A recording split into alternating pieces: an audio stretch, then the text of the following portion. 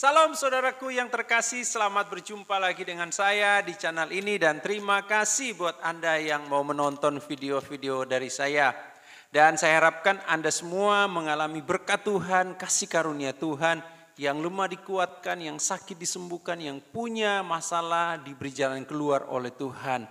Oke, bagi Anda yang ingin meminta bantuan doa, mari Bapak Ibu Saudara sekalian silakan menghubungi kami di nomor pelayanan kami, pelayanan konseling, dan kami akan berusaha untuk mendoakan Bapak Ibu Saudara sekalian. Oke, pada kesempatan kali ini saya ingin memposting tentang kesaksian daripada seorang ibu di mana ibu ini dulunya dia tidak mengenal Tuhan, dia tidak percaya kepada Tuhan, tapi akhirnya satu waktu dia bisa percaya dan dia mengalami penyakit dan dia akhirnya didoakan dan dia mengalami kesembuhan. Dan akhirnya dia memberi diri kepada Tuhan. Mari kita akan saksikan videonya dan kiranya dengan video ini Anda semua diberkati oleh Tuhan. Kenalkan, nama saya Tuti Sriani Didias Ningrum. Saya berasal dari Jawa Timur dan saya adalah seorang muslim. Pada waktu itu saya masih berumur 22 tahun dan saya pergi ke Bali, merantau ke Bali pada tahun 2004. Saya pergi ke Bali merantau dan beberapa tahun kemudian begitu banyak hal yang saya lewati di tempat ini, di Pulau Bali ini, dan berjalannya waktu saya di tempat ini bertemu dengan banyak teman dari berbagai suku. Salah satunya adalah dari suku NTT, dari suku Timor. Saya banyak mempunyai teman yang begitu luar biasa di tempat kerja. Tetapi ada beberapa hal yang saya ingin sampaikan. Tidak mudah bagi saya seorang perempuan yang pergi meninggalkan orang tua hanya untuk mencari rezeki untuk keluarga yang ada di Pulau Jawa, karena saya adalah 3 bersaudara, kami adalah perempuan semua, kami tidak mempunyai saudara laki-laki, dan untuk itu saya memperjuangkan keluarga saya dengan cara saya merantau di Pulau Bali. Dan singkat cerita, ketika saya di Pulau Bali begitu banyak teman, khususnya banyak teman NTT yang saya kenal di tempat ini, dan akhirnya saya bekerja di salah satu rumah di tempat di Pulau Bali ini, mempunyai atasan yang begitu baik. Dengan berjalannya waktu 3 tahun saya bekerja dan saya pindah tempat kerja, saya bekerja di Garmen untuk memperluas wawasan saya, dan disitulah begitu banyak hal yang saya ketahui. Dan saya adalah seorang guru ngaji di Muding Sari, ada mungkin kurang lebih 2-3 tahun saya mengajar, dan begitu bangga saya sebagai seorang guru ngaji mempunyai banyak murid, mempunyai banyak anak didik yang saya ajarkan bagaimana membaca Al-Quran yang benar, yang fasih, panjang dan pendeknya seperti itu. Dan akhirnya berjalannya waktu saya mempunyai satu penyakit yang saya derita dari umur 12 tahun dan sampai umur 20 tahun ke atas. Penyakit itu masih saya derita, Bapak Ibu, yaitu adalah penyakit saya batu ginjal, dan tidak diketahui oleh orang tua saya. Ayah dan ibu saya tidak mengetahui penyakit saya. Begitu sampai di Bali, ada seorang sahabat saya dari NTT begitu mengantar saya ke dokter, akhirnya mengetahui apa penyebab saya sering sakit pinggang, sering sakit, tidak enak makan, minum pun harus minum air yang betul-betul yang bersih. Nah, begitu dokter katakan bahwa saya adalah mempunyai penyakit batu ginjal, saya kaget karena almarhum bapak saya adalah menderita penyakit yang sama. Setelah dioperasi, akhirnya bapak saya dipanggil Tuhan seperti itu, dan akhirnya penyakit yang saya derita saat itu saya tidak tahu harus bagaimana. Saya cek kontrol ke dokter setiap bulan, gaji saya habis hanya untuk berobat pada waktu itu. Mungkin 3-4 tahun, begitu tahun 2005 awal, sahabat saya orang NTT ini memperkenalkan saya dengan seorang hamba Tuhan, dengan Bapak Pendeta, dan pada waktu itu ditawarkan saya ingin didoakan. Mbak Tuti mau nggak didoakan seperti itu, didoakan secara Kristen, karena ketika orang percaya saja didoakan dia akan sembuh. Saya tidak terima begitu saja. Saya tolak saran dari sahabat saya ini, dan akhirnya beberapa hari kemudian datang lagi beliau dan saya ditawarkan kembali untuk didoakan oleh hamba Tuhan. Saya tidak mau, pokoknya saya harus berobat, harus ke dokter setiap bulan, saya harus kontrol karena dokter memvonis saya harus dioperasi seperti itu. Jadi saya bekerja sebagai seorang karyawan di salah satu garmen di Pulau Bali ini. Saya mengumpulkan dana tapi tidak sampai dengan dokter yang disampaikan kepada saya harus sekian juta saya harus dioperasi. Ya, harus kemana? Saya adalah seorang anak yang dari keluarga yang tidak mampu, dan akhirnya uang saya habis tiap bulan saya hanya untuk berobat. Akhirnya permintaan ketiga sahabat saya ini menawarkan saya, coba saja Mbak Tuti didoakan oleh hamba Tuhan, siapa tahu kalau memang Tuhan berkehendak akan sembuh. Akhirnya saya sudah mengalah, saya sudah kehabisan akal lagi. Daripada uang saya habis setiap bulan saya untuk berobat dan check up terus ke dokter. Akhirnya saya ambil keputusan, oke, saya mau didoakan, asalkan saya sembuh, saya akan mengikut Kristen. Pada waktu itu saya sampaikan seperti itu ke teman sahabat saya dekat ini. Dan akhirnya hamba Tuhan ini datang ke kos-kosan saya. Pada waktu itu hambanya berdoa, saya disuruh tutup mata, Mbak Tuti pandang salib Tuhan, pandang wajah Yesus, saya tutup mata dan saya tidak bisa membayangkan pada waktu itu seperti apa, Tuhan itu seperti apa. Saya tidak mengenal, tidak tahu Tuhan itu seperti apa pada waktu itu. Tetapi hamba Tuhan ini mengatakan, ketika hati kamu percaya Tuhan yang orang Kristen itu mampu menyembuhkan, kamu akan sembuh saat ini juga. Hamba Tuhan ini mengatakan seperti itu. Saya tidak bisa yang kelihatan hanya tulisan Bismillah itu. Semakin saya memaksa untuk memandang Tuhan itu seperti apa, wajah Tuhan seperti apa, salib itu seperti apa, tulisan Bismillah itu semakin besar di hati saya, di mata rohani saya, dan tulisan Allahu Akbar itu semakin besar, dan semakin saya memaksa saya tidak bisa. Akhirnya hamba Tuhan ini tidak memaksa saya pada waktu hari pertama. Di hari kedua saya tetap kekeh dengan pendirian saya, karena ketika hamba Tuhan itu mengajak saya untuk menutup mata, saya diajak berdoa di dalam nama Tuhan Yesus. Tetap hati saya tidak mampu untuk memandang salib Tuhan. Saya tidak bisa, karena saya berpikir, apakah saya ini bisa sembuh dengan penyakit yang saya derita sekian tahun. Dan akhirnya hamba Tuhan ini menasihati saya, tidak ada yang mustahil bagi Tuhan. Tuhan mampu mengerjakan apa yang anaknya minta, seperti itu pada waktu itu. Dan akhirnya saya berdoa sungguh-sungguh, saya menyerahkan hati saya betul-betul kepada Tuhan, sekalipun waktu itu saya tidak tahu Yesus itu siapa. Apa sih yang Yesus punya sehingga Yesus itu mampu melakukan banyak hal dalam kehidupan anak-anak Kristen pada waktu itu. Akhirnya saya didoakan, saya tutup mata betul-betul, saya fokus kepada Tuhan sekalipun saya tidak mengenal Yesus itu siapa. Nah, pada waktu itu setelah selesai berdoa, saya ditanya bagaimana keadaan, bagaimana setelah didoakan. Karena hati saya sudah fokus kepada Tuhan, saya tidak berpikir saya ini siapa dan siapa Yesus itu pada waktu itu. Tapi ketika saya betul-betul menyerahkan hidup saya, karena saya mempunyai keinginan yang tinggi untuk saya sembuh dari penyakit saya, dan ada sesuatu yang terjadi dalam badan saya, di bagian kanan, di paha bagian kanan, pinggul bagian kanan. Pada waktu didoakan ada sesuatu yang kayak ditarik seperti itu. Nah, ketika saya disuruh bangun, saya bisa bangun pada waktu itu juga dari tempat saya berbaring. Saya bisa bangun, saya bisa berdiri, dan disitulah saya masih belum paham kalau Tuhan itu sudah bekerja buat saya. Nah, setelah Bapak Pendeta sudah berhenti berdoa, sempat memberikan beberapa ayat pada waktu itu, tidak ada yang mustahil bagi orang yang percaya, pasti akan disembuhkan, segala penyakit akan mampu disembuhkan oleh Yesus, seperti itu. Jadi setelah berdoa, saya mengalami beberapa hal di dalam tubuh saya, dan 3 hari kemudian setelah saya didoakan, saya check up ke dokter yang biasa saya datang. Setelah itu dokter menyatakan, Mbak Tuti harus di ronsen hari ini karena beberapa minggu kemudian harus mempersiapkan diri untuk dioperasi. Pada waktu itu saya sempat bimbang, saya sempat berdoa dalam hati. Saya bilang pada waktu itu saya nggak bisa bilang, ya Tuhan, saya nggak bisa. Saya cuma bilang, ya Allah, bisa nggak penyakit saya ini sembuh? Saya bilang begitu dalam hati saya. Terus saya kayak mau ngomong lagi, Tuhan, sembuhkan penyakit saya. Saya yakin Tuhan mampu menyembuhkan, seperti itu dalam hati saya. Ketika saya masuk ruangan dokter, saya di ronsen, dan saya tidak habis pikir, dalam ginjal saya itu yang dikatakan ada batu 2 yang menempel di dalam ginjal saya itu, pada waktu di ronsen itu sudah tidak ada lagi, sudah hilang. Tidak hanya saya, tetapi dokter yang menangani saya pun juga heran. Dan beberapa minggu yang lalu di ronsen, ginjal itu ada 2 batu yang menempel, warna hitam dan putih yang tidak terlalu putih, seperti putih tulang seperti itu. Dan saya tidak habis pikir pada waktu itu batu itu bisa hilang. Dokter sempat nanya, Mbak Tuti mengkonsumsi minuman apa? Saya bilang saya tidak minum obat apa-apa yang selain dokter berikan. Tetapi saya sempat menceritakan ke dokter itu bahwa saya ada hamba Tuhan yang mendoakan saya 3 hari sebelum saya datang cek ke sini. Dokter saya seperti itu. Oke lah, mungkin ini mujizat Tuhan buat Mbak Tuti secara pribadi, jadi tidak jadi dioperasi. Dan pada waktu itu juga saya pulang ke kos itu, saya bingung, saya bilang, kok batunya kok bisa hilang, kemana, saya gitu. Sedangkan keadaan saya itu sudah mulai membaik, dan ketika saya duduk di Garman, saya bekerja, duduk 8 jam, saya pulang pun tidak merasakan sakit apapun. Nah, di situ mulai saya berpikir, apakah betul, ternyata betul Tuhan yang orang Kristen yang disebut Yesus itu mampu menyembuhkan penyakit saya. Nah, disitulah saya mulai berpikir, saya menepati janji saya dengan sahabat saya dekat ini, bahwa ketika saya didoakan oleh hamba Tuhan, saya akan mengikut Kristus, saya akan menjadi orang Kristen. Nah, saya tepati janji saya, dan pada waktu itu saya pertama kali diajak sahabat saya ini pergi ke gereja untuk mengikuti ibadah remaja, ibadah pemuda.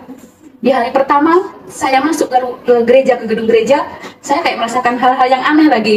Kok nggak enak masuk di dalam gereja, kok rasanya padahal AC-nya full, tapi saya merasakan kepanasan. Saya pergi keluar ke parkiran, duduk lagi, dan ada anak Tuhan bertanya, kenapa mbaknya ada di sini? Saya bilang, saya nggak enak di dalam ruangan itu, tidak enak. Saya pengen keluar aja, masuk aja, tidak apa-apa mbak, sekalipun masih baru, mungkin masih menyesuaikan diri. Saya masuk kembali, dan ada sesuatu yang terjadi dalam diri saya. Saya tuh kayak rasanya kayak gimana? Saya ke gereja, tapi pakaian saya tidak sesuai dengan teman-teman saya, tidak sama. Saya berjilbab, saya pakai pakaian panjang-panjang semua. Saya punya teman saya semua pada pakai celana, pakai kaos, tapi pakaian saya berbeda sendiri. Itu yang membuat saya kayak aneh. Jadi saya keluar masuk gereja. Akhirnya besoknya sahabat saya ini, bisa nggak Mbak Tuti melepas jilbabnya seperti itu? Saya masih belum mau melepaskan jilbab saya, dan saya tetap mengajar seperti biasa. Tetapi ketika saya masuk masjid, saya juga tidak tenang hati saya tidak enak, hilang fokus, selalu salah apa yang saya sampaikan kepada murid-murid saya. Akhirnya karena sudah beberapa kali terjadi seperti itu, akhirnya saya mengundurkan diri. Saya izin dengan atasan saya, dengan ustadz saya izin, saya tidak bisa mengajar lagi karena beberapa hal seperti itu. Saya tidak menyampaikan apa yang menjadi alasan saya sebenarnya. Setelah itu saya belajar, Bapak Ibu, saya belajar melepas jilbab saya, meninggalkan jilbab saya, karena setiap kali saya bekerja di tas saya itu selalu ada Al-Quran kecil. Nah itu saya bawa setiap kali saya habis sholat duhur, sholat maghrib, sholat isya, sholat subuh, saya selalu baca Al-Quran itu, apapun ayatnya saya selalu baca.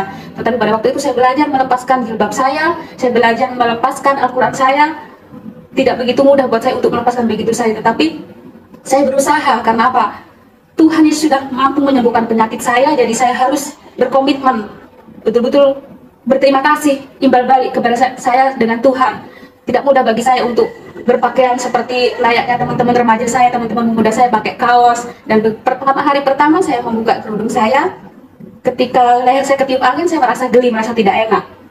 Berpakaian kaos pun juga beberapa minggu atau beberapa bulan baru saya bisa menyesuaikan diri. Dan begitu saya terjun di dunia saya bergaul dengan sahabat-sahabat saya ini yang orang-orang Muslim, teman-teman saya yang dari Pulau Jawa itu pada kaget, kenapa sekarang tidak berjilbab lagi, kenapa sekarang sudah tidak mau mengajar lagi. Akhirnya disitulah saya jujur, saya bercerita bagaimana saya melepaskan kerudung saya, bagaimana saya melepaskan semuanya. Dan sempat saya dijauhin beberapa sahabat saya, tetapi saya tetap bersikukuh untuk saya mengikut Kristus pada waktu itu.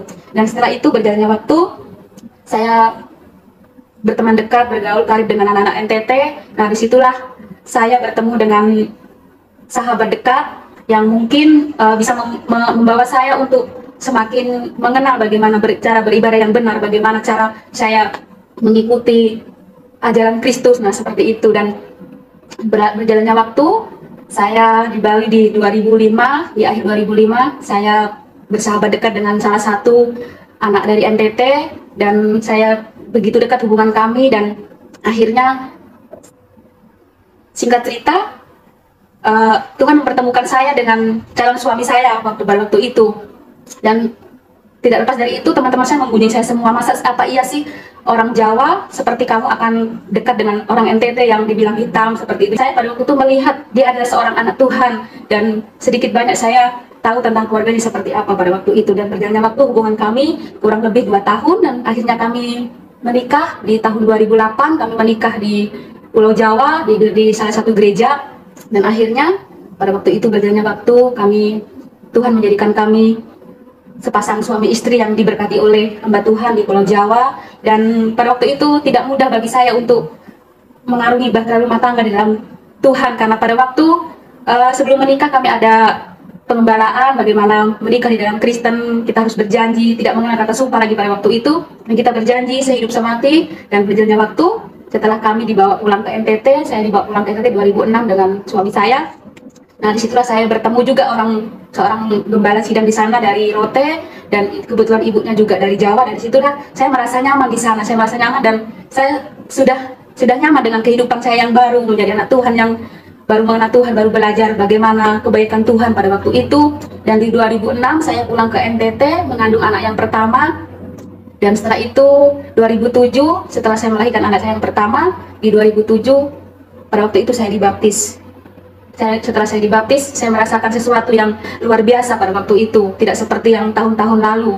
Setelah dibaptis saya mengalami kebaikan Tuhan, bagaimana saya belajar melayani Tuhan. Pada waktu itu masih kaku-kaku untuk ikut ibadah, untuk menyembah Tuhan, memuji Tuhan, masih begitu tidak fasih, begitu sulit buat saya secara pribadi, dan banyak hal yang saya alami secara pribadi bagaimana saya mengenal Tuhan sampai saat hari ini. Dan saya sudah dikaruniai 2 orang anak pertama putri dan anak yang kedua adalah seorang anak laki-laki. Begitu luar biasa Tuhan memberkati rumah tangga kami dalam perjalanan kehidupan kami untuk saya mengikut Tuhan, dan tidak mudah bagi saya secara pribadi melayani Tuhan dengan sungguh-sungguh. Ada banyak hal yang Tuhan izinkan terjadi dalam kehidupan saya secara pribadi, bagaimana kehidupan saya adalah seorang yang dari latar belakang seorang muslim, dan begitu masuk di dalam keluarga kerajaan Tuhan, dan saya tahu saya menjadi seorang Kristen bukan pilihan saya, tetapi saya percaya Tuhan yang memilih saya, dan sampai saat ini Tuhan memberkati saya, Tuhan memberkati keluarga rumah tangga saya, dan sampai saat ini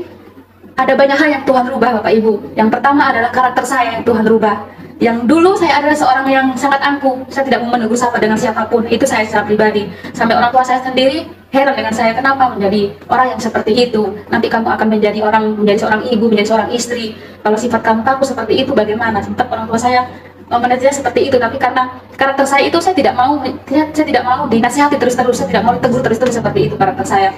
Tetapi setelah saya menerima baptisan, saya menerima Kristus, berjalannya waktu 1, 2 tahun, 3 tahun, 4 tahun, dan sangat lama Bapak Ibu untuk saya betul-betul menerima Tuhan dalam kehidupan saya. Dan banyak hal yang Tuhan izinkan terjadi, teguran yang Tuhan izinkan terjadi dalam keluarga rumah tangga kami. Ketika saya mulai setia, iblis tidak tinggal diam. Dan ketika saya sudah mulai memberi celah untuk iblis, dan saya sudah malas untuk ibadah, saya malas lagi, tetapi Roh Kudus itu selalu mengingatkan saya bagaimana mengikut Tuhan itu memang tidak mudah bagi saya secara pribadi, yang background saya dari seorang muslim. Nah, setelah itu saya terus belajar membaca Alkitab seperti yang guru-guru rohani saya ajarkan, membaca Alkitab, berdoa. Dari situlah saya betul-betul membuka hati buat Tuhan. Saya belajar membaca Alkitab, saya belajar berdoa, saya belajar menyembah Tuhan, saya belajar menyembah Tuhan, memuji Tuhan, bagaimana menyembah Tuhan yang benar. Akhirnya saya minta tuntunan kuasa Roh Kudus, Tuhan mampukan saya, sehingga sampai saat ini Tuhan memelihara saya itu karena kebaikan Tuhan. Dan karakter saya yang judes, yang cuek dan angkuh itu Tuhan jauhkan semua. Dan tidak terlepas saya berdoa, saya minta sama Tuhan, apa yang tidak baik dalam diri saya, Tuhan mampukan saya untuk saya menjauhi semua itu, menjauhi apa yang Tuhan tidak suka dalam kehidupan saya. Akhirnya berjalannya waktu sampai beberapa tahun yang lalu, saya mulai betul-betul membuka hati buat Tuhan. Saya memandang Tuhan, saya mengingat kembali bagaimana Tuhan menyembuhkan penyakit saya, bagaimana Tuhan menolong jiwa saya. Saya tidak tahu Bapak Ibu, seandainya saya pada waktu itu tetap mengeraskan hati saya dengan pendirian saya tidak tahu sampai saat hari ini saya akan berada di mana. Dan hari ini saya bersyukur bisa membagikan kebaikan Tuhan, bagaimana Tuhan mengubah karakter saya, bagaimana Tuhan menjadikan saya menjadi seorang ibu yang baik, menjadi seorang istri yang baik, menjadi seorang anak Tuhan yang diberkati, menjadi berkat bagi banyak orang. Dan setiap tahun Tuhan membuat perubahan dalam kehidupan kami, dalam kehidupan keluarga rumah tangga kami, pekerjaan kami. Apa yang saya minta dengan sepakat dengan keluarga kami, apa yang saya doakan, Tuhan jawab sesuai dengan kehendak firman Tuhan. Dan saya bersyukur sampai saat ini Tuhan tetap memelihara keluarga kami, dan saya ingin lebih lagi melayani Tuhan. Saya ingin lebih lagi Tuhan pakai ketika Tuhan berkenan kepada diri saya siap dipakai Tuhan dimanapun Tuhan izinkan saya di mana. Dan saat ini di Pulau Bali ini di tahun 2021 kami di Bali mempunyai salah satu organisasi anak-anak NTT.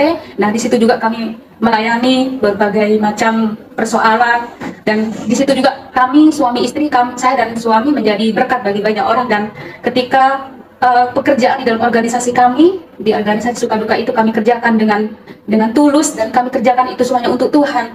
Kami tidak merasa kecapean atau tidak merasa nggak ada untung dan tidaknya, itu kami tidak berpikir seperti itu. Saya percaya ketika kita melayani Tuhan dengan sungguh-sungguh dimanapun, di gereja lokal atau dimanapun Tuhan izinkan itu, saya berkomitmen ketika saya diberkati, saya juga ingin menjadi berkat buat orang lain dimanapun saya berada. Dan ketika saya pulang ke Jawa Timur pun, saya harus menyaksikan kebaikan Tuhan seperti apa. Saya bersyukur karena keluarga saya tidak seorang pun yang menghujat saya atau seperti apa, tetapi saya bersyukur mempunyai keluarga yang diberkati. Dan saya juga bersyukur mempunyai keluarga dari NTT. Mertua saya begitu bapak dan ibu mertua saya menjadi berkat, menjadi teladan buat saya secara pribadi yang bagaimana mereka menjadi berkat buat saya. Nah, disitulah saya bersyukur Tuhan mempertemukan saya dengan calon suami pada waktu itu dari NTT, dan bapak dan mama mertua yang begitu baik menjadi teladan buat saya secara pribadi. Dan mertua saya jujur adalah orang tua yang betul-betul takut akan Tuhan. Ketika orang mertua saya, bapak dan mama mertua saya menjadi orang yang betul-betul takut Tuhan, firman Tuhan itu digenapi dalam kehidupan kami. Anak cucunya tidak meminta-minta dan diberkati, dan itu sangat nyata bagi saya secara pribadi sampai saat ini. Di keadaan yang sulit, Tuhan tetap memperhatikan saya, Tuhan tetap memperdulikan keluarga saya. Haleluya, haleluya. Demikian videonya, dan kiranya video ini akan bisa memberkati kita dan menguatkan kita. Kita sebagai orang yang percaya kepada Tuhan, ayo kita tetap berharap kepada Tuhan. Apapun yang terjadi, kita tetap berharap kepada Tuhan. Yang lemah, kita datang kepada Dia supaya kita bisa mendapatkan kekuatan. Yang kekurangan, kita datang kepada Dia supaya kiranya Tuhan mencukupkan kita. Yang punya masalah, kiranya kita datang kepada Tuhan supaya Dia bisa memberi jalan keluar kepada kita. Mari kita terus mengandalkan Dia dalam hidup ini dan percaya bahwa Tuhan itu baik dalam kehidupan kita. Tuhan memberkati.